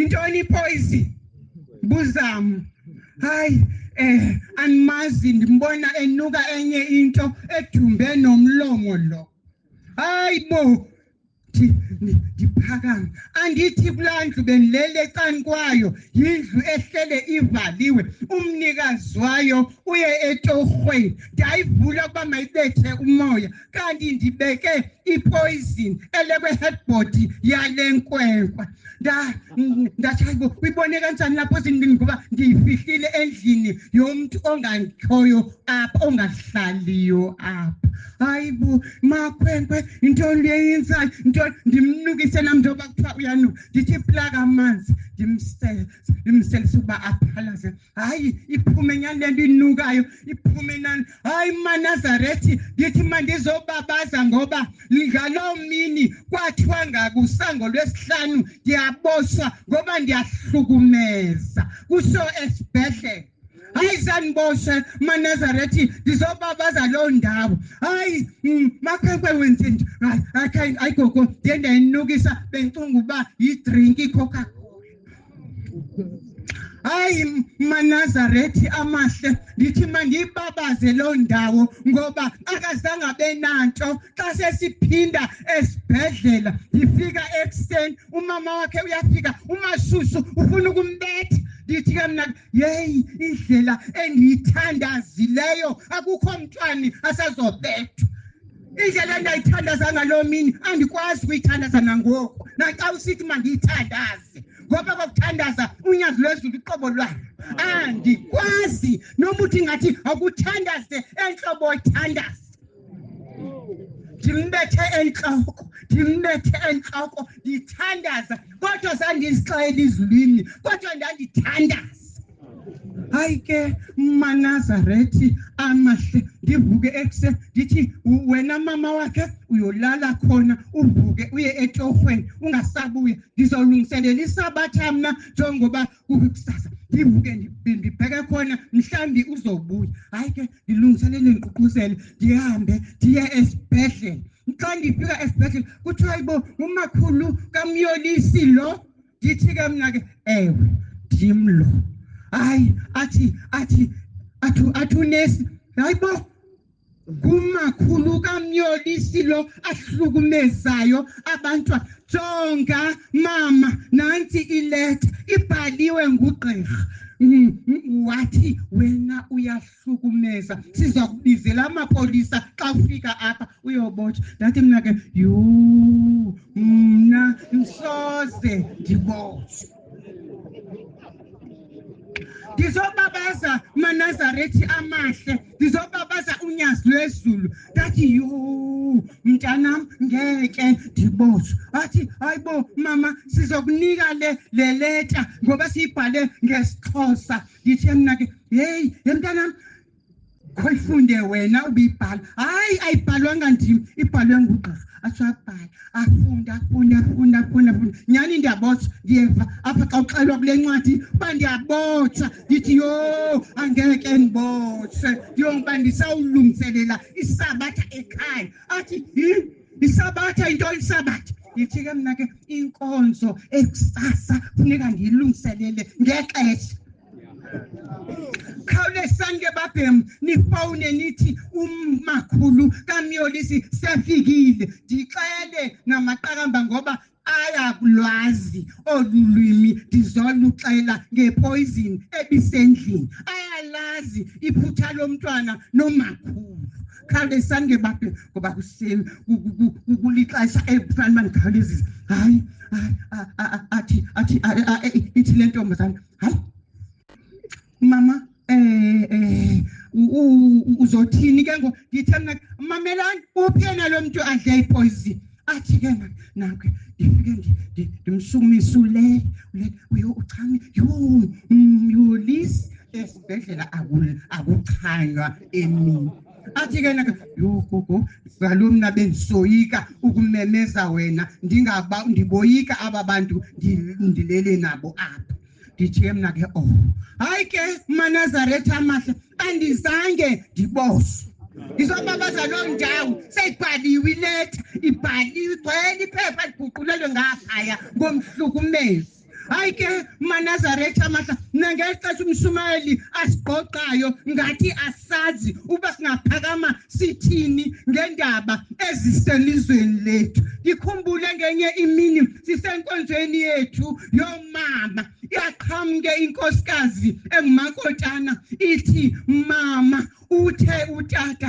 ndize ndicele usithandazise ekhayeni lethu ulahleke umbhuti ake ndifile ngibuselalini ubhuti hayibo akakacholwana ubhuti athi ke nake hayi mama hey saphakama sibaba mama sodwa salimemeza igama lakhe uba makafunyanwe umntwana wakwaNuba olahlekileyo ebehlala engaphilanga kuthi inyawo bezinkulu ekhohlwa ukuhamba kodwa uyewaphuma ngale mini ayahamba ayozibulala ngoba akafi pha alele khona uthi umama wakhe uyawehlisa igadi ukhona indonga ke kulomzi wajomba embhekile umama wakhe wakabuya insuku hayi utata ke wazula ebizingqina andani noba abantu bayayazi nalento ndixelayo yengqina yokuhamba neenganga nelali yonke kongena ehlathini ufunwa lo muntu hayi safika kwathiwa Nuba sikhathele kudala silizula elilihlathi lo mntwana kuthiwa wehle phaya egadi ngokwenu siphosa ehlathi hey sathanda lathi mina ke babhem xa sithandazayo size sithandaze umthandazo omnye ofanayo sisithi umntwana wakwaNuba makabuye apho akhona okanye makatholwe aphaya akhona ukuze benze into abangangayenza ngaye abazali bakhe hey sathandaza Manazaretha amahle asezulwini indlela esayithandaza apho sibomama hayi wavuka wahamba umakoti wagoduka webuya izulu selinetha into embuyisayo izulu selinetha ngoba thina phela silala khona phaya entabeni thina singehli sisenyuka silele wathi mama into endibuyisayo ubhuti uchole phaya ezindongeni phakwaqalwa khona phaya wathi umama wehle phaya ufike elapho engasekho kodwa kulapho kwaqalwa khona hayi Manazaretha amahle xa ndizodeda uyafika ngenye imini omnye umakoti uthi uyalunywa usisi usuke eHarding esibhedlela akubeletheki xa ngaba kuthi kuyabeletheka uqala into egqibelayo hayi kuthena umama ndize niceleni nisithandazise hayi sathandaza Manazaretha sathi makuqala umuntu ugqibela into egqibelayo hayi ke Manazaretha xa ifika ekuseni lo emalanga lo makoti uthi ubelethi ndithi mina nditsho ngelikhulu ibhonke ndithi aka oparishwanga athi hayi uzibelethele ngoba phela sele ndiwuvalile umbese emntwaneni eqala nokubeletha. Hayi ke maNazaretha ngathi nguthandwa yinkosi lo mntwana. Kwesinye isibongo akunguyo owasekhaya, kuthandwa inkosi. Uzufikwe usho kumakhulu wakhe lo mntwana ba mna phaya entabeni ngithe nguthandwa inkosi, namhlanje ulelo gama. Hayi ke maNazaretha amahle ndizobabaza. Ngenye imini kufika umakoti uthi kufike kufike ilanga lamalanga, lo makoti akasonti nathi kodwa uhamba nathi manethatha amanzi. Uyanetha kulo nyaka elizweni lakuthi, uyanetha nyani. Uthi afike andibuze amaxesha ade abe mabini ethi mntanana phakama ungene umzi nomzi ubaxelela abantu balapha ezinini ukuthi ukuba abayigcini isabatha bazofa, amakhandlela ayoba maninzi ngendlela emangalisayo. Wathi teselele wathi uyayoyika lento, walala. Uthi waphinde waqhamuka lo tata wathi ndililanga lamalanga phakama ungene umzi nomzi. Uthi xa ndiya eGalbontsini licala eli, xa ndiya kwelinye licala eli. Wathi yu mandizincame ndingene kolu daka. Uthi wangena emzini wokuqala wathiwa yo unomyeso, intoni la ithethayo tyhini unomyeso kuba ehamba nabantu amane esiya kubo abangamaNazarethi kulaa ntaba. Ngeke hayi. Uthi wathi omnye ubhuti wakhona apha qale khona njengoba kuthiwa makangene umzi nomzi. Wathi hayi mandivele ndikusephaya kulaa mzi khona indoda esonta phaya. Uthi kuthiwa makugcina isabatha kule lali ukuze ungafiwa. Hayi ke ifike le ndoda iLinazaretha imthathe, ingamkhaphi angene udonodonodo yona ingamkhaphi imngenise kule mizi ntoba kuthiwa imthathe imse esibondeni. Andazi ke noba isibonda siyaziwana ngale ndlela ndisibisa ngayo mna.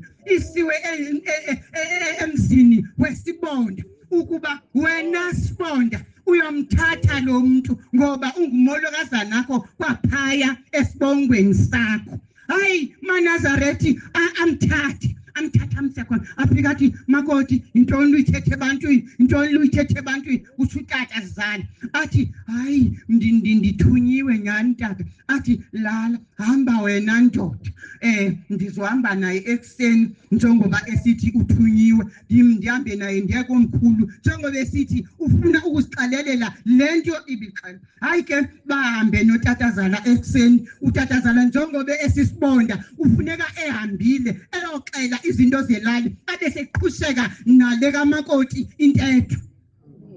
Kuthiwe makoti hlala ngaphaya wena ngoba awusanga kwezi zinto, ambohlala ngaliya ndakubisa. Ahlale umakoti. Uthi ndiyeva ba hayibo sekugqityiwe sekuncokola into zabo phaya. Uthi ndifowuni tata ndibize ndizoxela. Aze utata athi mntanam ndiyayoyika le nto uzoyixela ebantwini, ndiyayoyika ayifanelanga le nto uzoyixela ebantwini. Athi umakoti yo tata le nto izothethwa ndim ayizuthethwa nguwe ngoba indiphethe kakubi mna beyixelwa kuwe. Athi mntanam ndiyayoyika le nto uzoyithetha, awuhambi sophinde siyithethe ekhaya le nto. Wathi hayi tata ndifuna ndiyithethe apha ukuze izibonda nezibonda nenkosi isabalalise le lali le nto ndizoyixela. Hayi hamba. Uthi andiyese. Athi hamba ungaveli phaya. Uthi nyani ndihambe ndilaqaza ndijonga ngasemva. Hayibo andizubizwa. Uthi ndaya ndawuphuma mama zange ithethwe ngolohlo. Emveni koko xa ndizohlala phantsi uthi emveni koko izibani zazilayitwa noba ziyi-7 kulaa ndawo ethu yodwa njengoba eshilo. Wathi kuzofiwa kakhulu ngoba abantu balapha abayigcini isabatha. Nam ndizokwehlikela ngezantsi.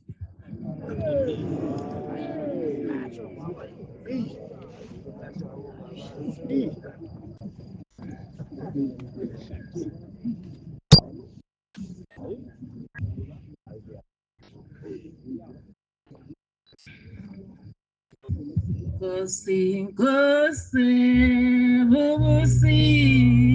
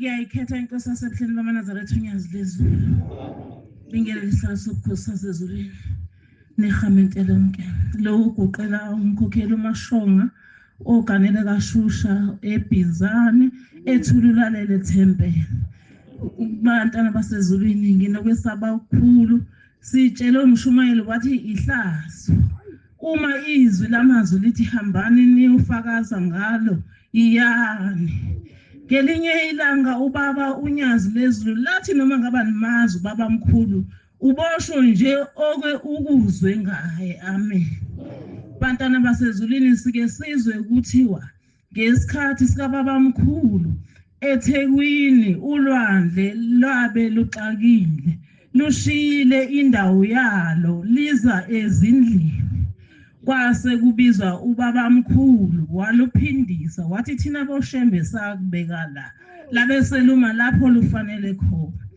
bantwana basezulwini ngithe nami benginako ukwazi ukuthi ushembe ngobungcwele bakhe zikhona izinto owazenza emzini yokhokho bethu phakathi komuzi wakaShusha nje engiganele kuwona ubaba wasemzini kuthiwa ngesikhathi soqando lomhlaba bahlupheka bona amadoda bengafuni umhlaba ucandwe kuthiwa kwabase kuba kubi babaleka bangahlali emakhaya bexabana namakhosi kuthiwa ke babehlala emahlathini base becabanga ukuthi siyohlala kubenini la emahlathini kuthiwa ukhona uNkulunkulu ekuphakameni base behamba beya emzini wasekuphakameni ngesikhathi senkosi ilanga lamalanga kuthiwa inkosi ilanga lamalanga yafike yathi inkosi babusise mabagqoka ingubo emhlophe akuzukwenzeka lutho amen kuthiwa aManazaretha bathi mabebuya njengoba bengayisaba inkosi ukuthi ingababoni bathi mabeqhamuka eBizane behlike emabhasini bahlangana naye inkosi yathi madoda nivelaphi kunini nginifuna base besho ukuthi hayi khona la sifela khona yabajabulela inkosi bagoduka sebazi ukuthi sebenayo indawo emizini yabo amen bantwana basezulwini mkhulu ushembe unyazi lezulu luyisimangaliso bangcwele emhlanganweni kaMashi esasikuwona eNazaretha ngacela ngathi baba Nkosi yamakhosi ingane kadadewethu iyafunda ifundela uba ummeli kodwa uEnfas akayiniki imali bantwana basezulwini ngalowo Mashi wazogreda umntwana ngikutshela ukuthi imessage yangena uEnfas wayifaka imali abanye abantwana babephethe amaphepha yena ephethe imessage efonini yokuthi usekhokhile ayibonge Nkosi enkulu yasebuhleni bantwana basezulwini mkhulu ushembe unyazi lezulu phakathi komuzi wakaShusha ngiye ngibabaze ngithi ubaba wasemzini indodakazi yakhe yabeyiganele kwaphakathi yayingabatholi abantwana. Ubabezala wayo wasebuya ethi Mkhozi sesihambile ezinyangeni zonke indodakazi yakho ayibatholi abantwana. Besicela ukuthi nawe uzame ngemizamo yakho. Ubaba ozala wabesethi nginike Mkhozi umolokazana wakho ngiye naye ekuphakameni ayikho enye indawo mina engiyazi. Wase yamkhululela wahamba naye indodakazi yakhe yafike yazibika enkosini langa lamalanga ukuthi baba angibathola abantwana emzini. Inkosi ilanga lamalanga lambusisa lathi uzobathola abantwana inkosi ikubusise. Abantwana basezulwini okungidabukisayo abawona bona amaNazaretha. Kodwa wazithola ingane zabafana ezintathu. Ngelinye ilanga iyangibona le endala iyangibingelela isebenza eGoli. Ithi malumekazi ziphi intombi zakho ezikamalume ezinhle kangaka seziganile? Ngithi mina cha azikagani. Uthi hawu yini yenza zingagani lezi ngane ezinhle kangaka? Uyazi mina senginomolokazana. Ngithi hawu mkhulu Shembe. Kodwa okwami kulukhuni laba bangaligcinisa batha okwabo kuhle banezimoto amaNazaretha banemizi emihle mina ngibisa ngesihlupheki. Kodwa ngoba nginoShembe ngiye ngijabule ngithi mina ngizibona ukuthi ngiyahlupheka ngoba nginoNkulunkulu amaNazaretha. Ngiyabonga abantwana enkosi enkulu yasekuphakameni inkosi buseni kuzwile.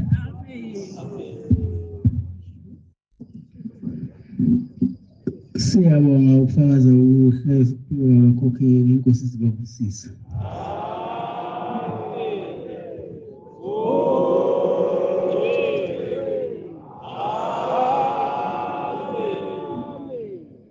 Sizobala inkonzo yethu yamanje ngesihlabelelo sekhulu 131. Sicela umfundisi uHlabisa wasemlaza asiholele isihlabelelo inkosi imbusise.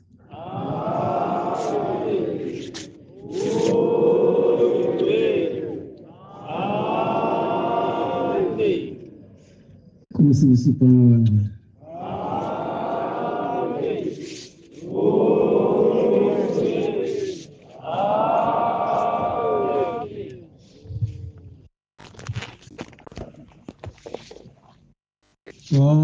Sibaba sizwe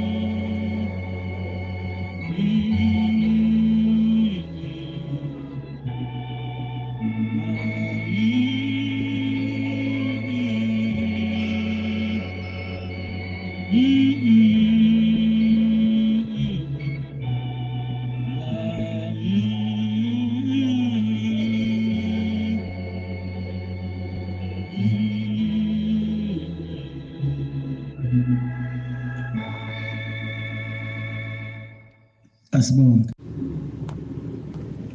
Ngiyanibingelela abantwana benkosi unyazi lwezulu. Oyazi ukuthi namhlanje ngifikelwa yilokhu noma ke angizisho ngoba lento engizoyikhuluma vele iqonde kumuntu oyengazisho mayikhuluma. Ngifisa ukuthi kumqondele ukuthi inkulumo eyiqhamuka kubani angalokho eqagela. Umhawukeli lo usizwa kangubani. Uyazi ngifisa ukuthi kulo muntu noma kulabo abantu abathuka unyazi lwezulu ngifisa ukuthi bazi lokho ukuthi akuqali ngabo namhlanje ukuthi kube nabantu abathuka uShembe oyisemkhulu bamthuka uBhombela kodwa abethu omkhulu azange lishintshe uthando ababethanda ngalo uBhombela oyise balithuka inkosi bayithuka inkosi ilanga kodwa akuzange kushintshe indlela obaba babezizwa ngayo ngenkosi ilanga obhuti babo bayithukile inyanga yezulu kodwa akuzange kushintshe indlela esazizwa ngayo ngenyanga yezulu ngokunjalo balithuka inkosi uThingo azange kushintshe indlela esazizwa ngayo ngenkosi uThingo namanje ke isho bengakhipha luphi uhlobo lwenhlamba angeke leyo nhlamba yabo ikwenze kushintshe indlela ezizizwa ngayo masicabanga nje unyazi asikakhuluma indaba yokulibona sakhuluma indaba yokulicabanga nje unyazi indlela ezizizwa ngayo masilicabanga angeke ize ishintshiswe inhlamba bayithukayo thina sikhule inyanga yezulu ithukwa njengoba kwakuthuka uBhombela njengoba kwakuthuka inkosi ilanga kuthiwa ithwele yayothwala khonso kwake kushiwo njalo kodwa akuzange kushintshe indlela esizizwa ngayo ngoShembe sikhule thina uShembe ethukwa kuthiwa wandiza entabeni Dlakazi wawa akuzange kushintshe indlela esizizwa ngayo ngoShembe indlela esithanda ngayo uShembe so akuze inhlamba yabo ayizushintsha ke manje ibise mhlawumbe ibankulu ngendlela ukuthi bese sigcina sesiguquka uthando sekuguquka uthando esithanda ngalo unyazi lwezulu thina unyazi lwezulu silithanda silele silithanda sibhekile angeke kushintshiswe lokho inhlamba enithuka ngayo unyazi lwezulu Uyabona izinto ezimbi endizishoyo ngolwazi lwezulu ukuthi luyazenza nibe likhuluma amampunge. Ngifisa ukuthi kunina-ke isho ngathiwa liyazenza-ke, isho ngathiwa kuyiqiniso ukuthi ulwazi lwezulu liyazenza lezi zinto eniyishoyo, luzenza times 100 more than le ndlela enisho ngayo. Angeke kushintshe, siyoqhubeka silithande. Hhayi, aningizwa ngithi isho ngathiwa lezi zinto enithi ulwazi luyazenza, luzenza 100 times more. Angeke kushintshe indlela esizwa ngayo thina ngolwazi, ngoba siyijwayelile inhlamba yokuthi uShembe uyathukwa, sikhule ngayo inhlamba kuthuki uShembe thina. Inyanga yezulu behlezi isiduduza njalo makuwumhlangano ifunda incwadi ethi nibusisiwe ababenithuka beniqambela amanga, ngamjabulala nithokoze ngoba umvuzo wenu umkhulu ezulwini. Inkosi inyanga yezulu yayihlezi ifunda leyo ncwadi ngoba yayazi ukuthi siyahlupheka wherever we are. Ithuka inkosi, kuthuka nathi ngokuthi silandele uShembe, kuthiwa silandele umuntu, silandele into efayo. Kusho njalo inhlamba kuyona into eqala manje. So you are just wasting your time manithuka uShembe with the hope that sezoshintsha indlela esifila ngayo thina masicabanga uShembe, uma sicabanga ngolwazi lwezulu. Angiphinde lesengcina isho ngathi ulwazi lezi zinto eniyishoyo luyazenza ngokuphindwe ka100 ngaphezulu kwalokho enikushoyo. Angeke siyeke ukulithanda ulwazi, angeke siyeke ukulandela ulwazi, angeke siyeke ukuthi ulwazi luNkulunkulu ngoba luzivezile kuthina ukuthi luNkulunkulu. Sikhuluma nje siphiliswe ulwazi thina. Manje-ke le nhlamba yenu ayizulisiza ngalutho, ayizushintsha lutho, kunalokho iyashumayela yenza ukuthi abantu beze in numbers bekhetha ulwazi lwezulu. Nina ni-expect ukuthi ngokuthuka ulwazi lwezulu abantu bazophuma ebuhleni bayeke ukulandela ulwazi lwezulu. Kunalokho kwenzeka the opposite, beza in numbers abantu bakhetha ulwazi lwezulu. So you are just wasting your time.